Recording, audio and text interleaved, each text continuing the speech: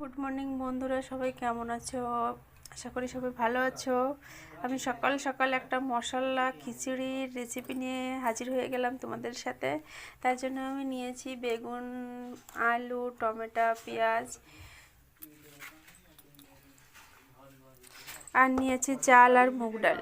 চলো ধরো রেসিপিটা সবার সাথে শেয়ার করি। কড়াইতে দিয়ে দেব তেল,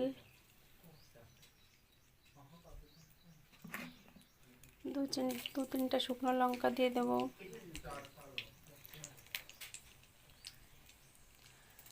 গোটা জিরে সম্বরা দেব,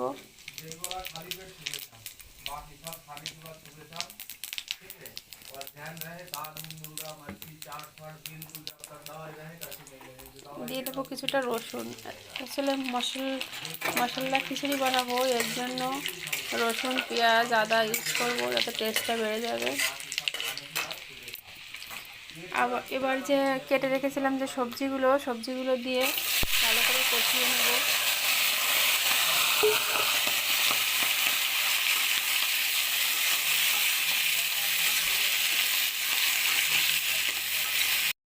চালটাকে আমি এইভাবে কষলে ধুয়ে নেব,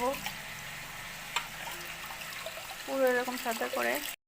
দিয়ে দেবো 4-5টা কাঁচা লঙ্কা, দিয়ে সুন্দর করে সবজিটাকে কষিয়ে নেব।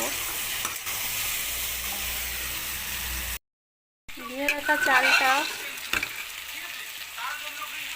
সবজির ভিতর দিয়ে ভালো করে কষিয়ে নেব।